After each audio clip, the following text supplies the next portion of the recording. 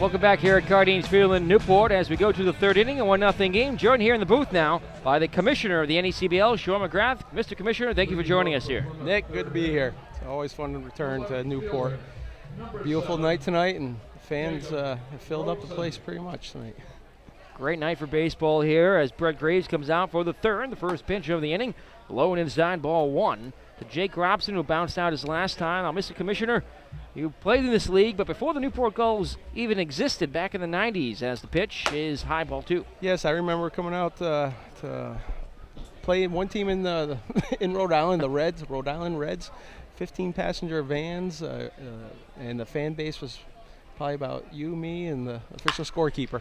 To a pitch, a ground ball bounced to left side by the diving third baseman McKeithen. That'll be another base hit, and the fifth hit of the night for the Pilgrims in business. Their leadoff man on here in the third. The league has really turned the page and really changed considerably through the years, from a small New England league with 5 teams in Connecticut and 1 in Rhode Island, 1 in Massachusetts, and now it's packed houses everywhere you go, fan support, loyal fans, and the baseball continues to get better each and every year. Each team, each general manager just continues to elevate the expectations and the quality of play each year.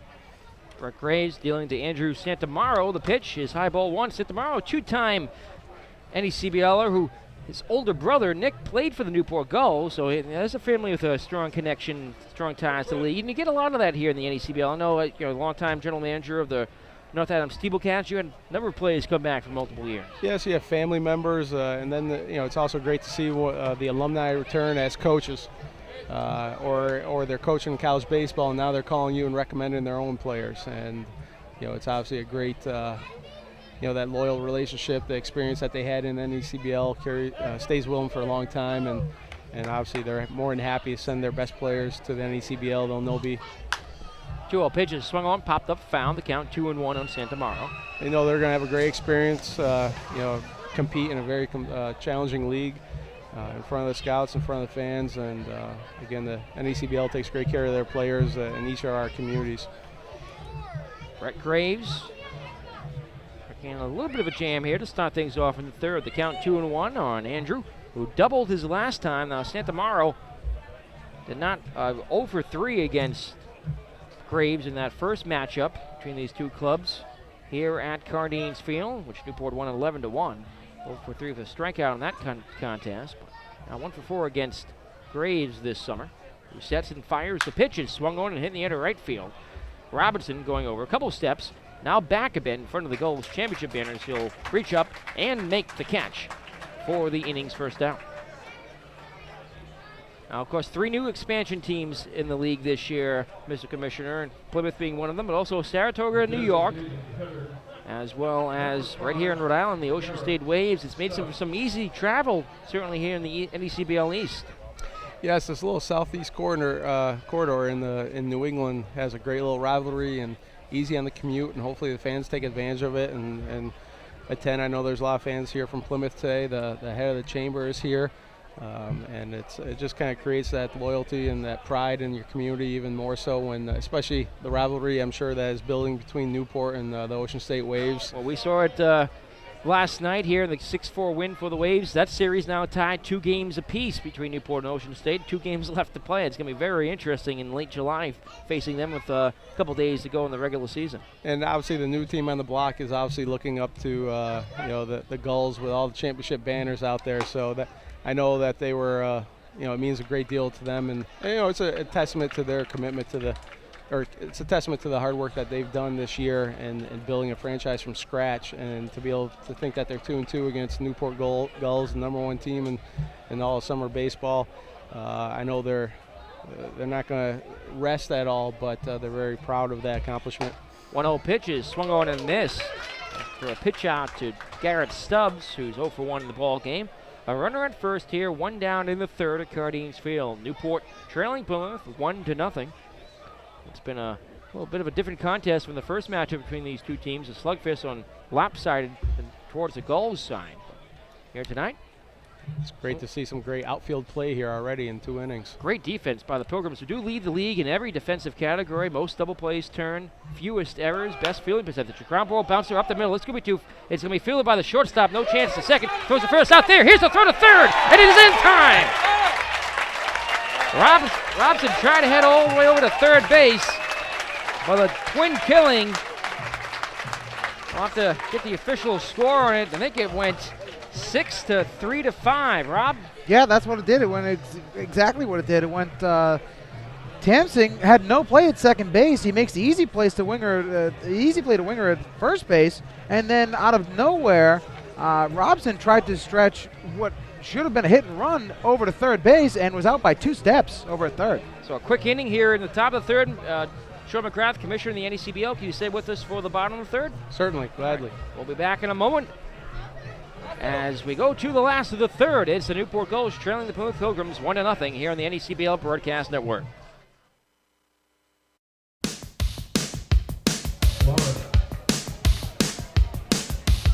Welcome back here at Cardine Field here in Newport. We go to the home half of the third. First pitch of the inning, a called strike.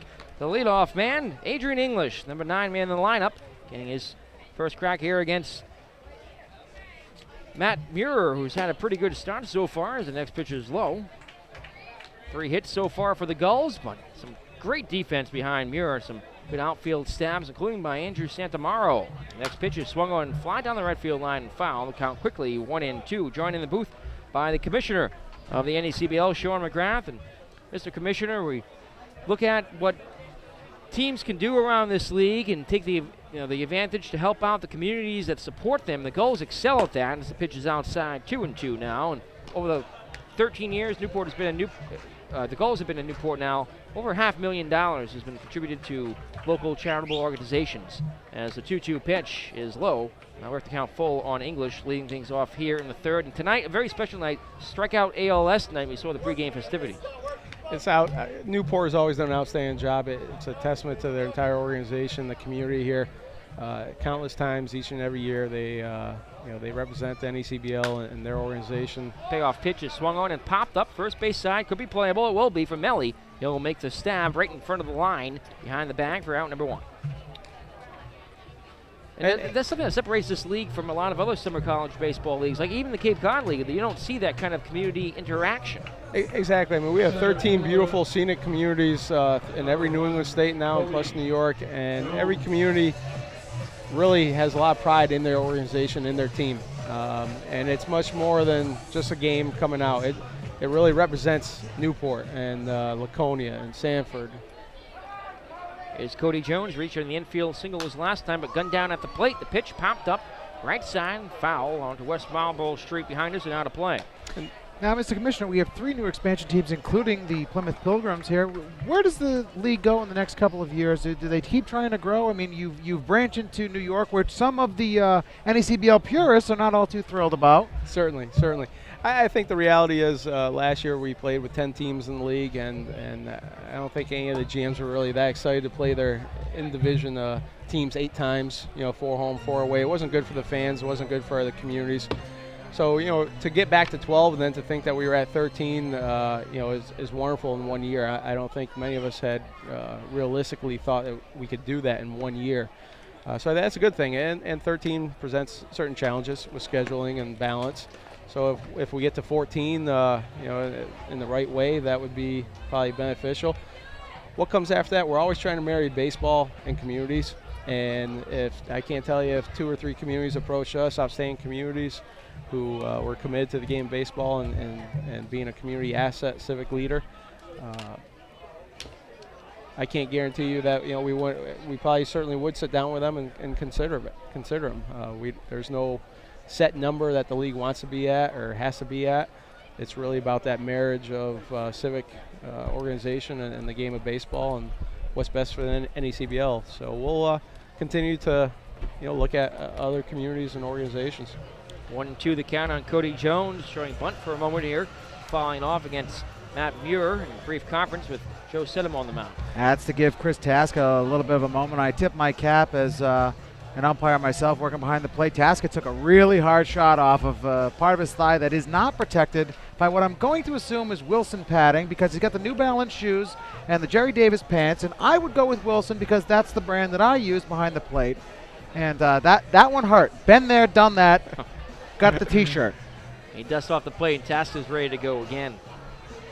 Now, one thing we haven't seen, Mr. Commissioner, with the new rivalry with Ocean State, of course, New Bedford very close here. Mystic not too far away, but with Ocean State in particular, we've seen 300-400 fans make the trip across the bridges here to Newport, and seen a lot of Waves hats in the stands. Ground ball bounce to left side. This by the diving third baseman Richardson for a base hit, and Jones is 2 for 2. Well, they obviously the geographic, the proximity to Newport. They know the Newport Gulls. They know the NECBL. So they were almost trained even before the Ocean State Waves came to town. And then to think that they have a team in their own town now, competing against the Gulls, doing well, I think is going to bode very, very well for a nice rivalry for years to come. I was there at their inaugural game, and it was an outstanding night. I looked around the ballpark, and by the end of the night, I think every single fan had a Ocean State Waves hat on, and they really take a lot of pride in that team. Trace Tamsing steps up to the plate. He fly to center his last time. The pitch is swung on and popped up. Shallow right center field. In comes Stevens. Out goes Patterson, but Stevens will call him off. Make the catch. That's out number 2. Jones retreats back to the bag at first. And the Ocean State Waves, obviously, I know they've spent a lot of time, their management, with the Gulls, talking about how you do this. How have you made it so successful? What's all the background, the fundamentals? And Matt Finlayson and Jeff Sweener, they've done a tremendous job. First-year organization, first-year management, and as a commissioner, first-year commissioner, I cannot be more complimentary of their hard work and their commitment to doing things the right way, right from the get-go. And it works both ways. Well, the Gulls traveled twice now so far to South Kingstown to Old Mountain Field. And we've seen a number of Gulls fans make the trip over there, set up the folding chairs. The whole Gulls grounds crew went to the last game and took in the action. Here's the pitch. A runner goes. Throw down to second base. Not in time. Stolen base. It pops out. Goes into the outfield. Jones on his feet on the way to third. The throw not in time there. A stolen base for Jones, who goes to third base. It's going to be an error most likely on the catcher, Sedum. We'll see how they score it.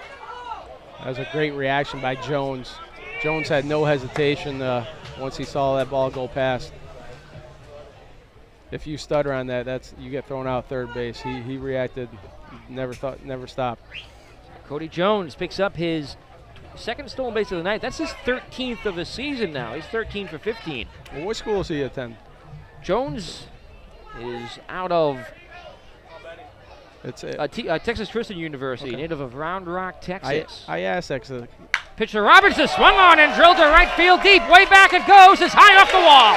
The game is tied. Jones scores handily. Here's the throw to second, cut off, and it's an RBI double for Ben Roberts, and we have a new ball game here in the third.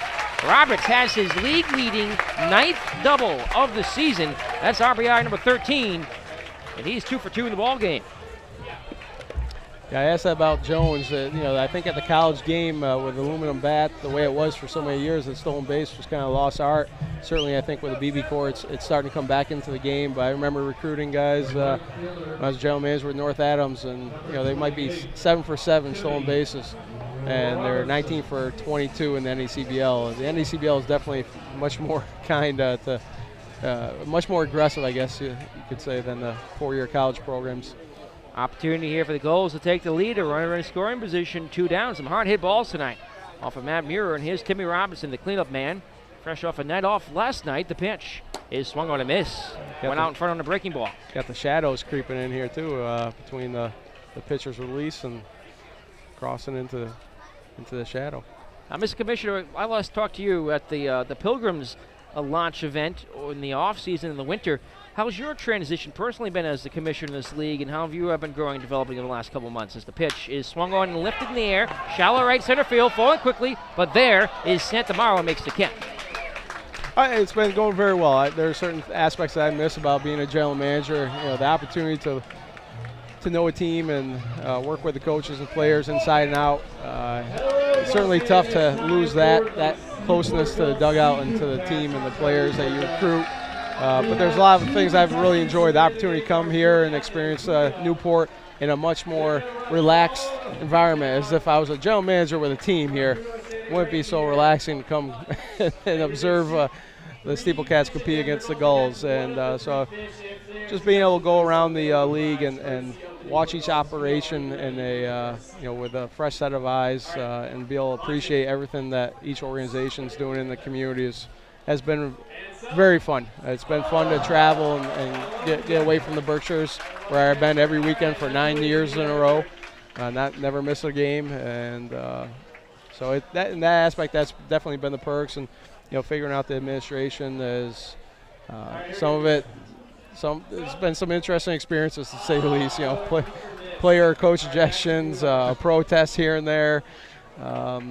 Some rain issues with teammates. We've had rain? Yeah. I remember we got a phone call last week at 11:30 at night about what to do with the rain. I think the game ended up finishing at around 1:30 in the morning in Laconia, New Hampshire. But so there's a lot that I've been able to anticipate and be prepared for. There's been a lot that I have honestly just said, okay, let's go through the thought process, reach out to Mario Tiani, my mentor, and do a lot of research. I got a great front executive staff with Greg Hunt, a former NECBL, a longtime alum coach, and Brian Ham, who coached for the Steeplecats and is now the head coach at Amherst College as my deputy commissioners. So the three of us exchanged a lot of emails and a lot of conversations and talked through a lot of anything unique that comes up. So it's been fun. Before we let the commissioner go, I know Rob Massey had one more question, but we'll throw it over for Rob now for a play-by-play story. The voice of the Pilgrims here in the fourth inning, a tied game, 1 apiece. Rob Massey. Thanks very much, Mr. Lima. And Mr. Commissioner, before you go, just the one thing, and I think you partially answered it, is in your transition from GM to the commissioner of the NECBL, what has been the most difficult thing other than dealing with the rain? The rain has been a little bit of an issue, but I think it's the knowing that the NECBL has. Melly takes a ground ball over to first base, and with the little underhand throw, Winger gets Melly out 3-1. Through the past 19 years, the NECBL has really honed in on its playing guidelines and the rules of the NECBL, which are the NCAA on the field, the NCAA rules, but the league has its protocols and its rules. And most of these organizations, well, they're all not-for-profit organizations. They're mainly run by wonderful, amazing volunteers from each community, interns that come and go from year to year, and it's really been just making sure that each team.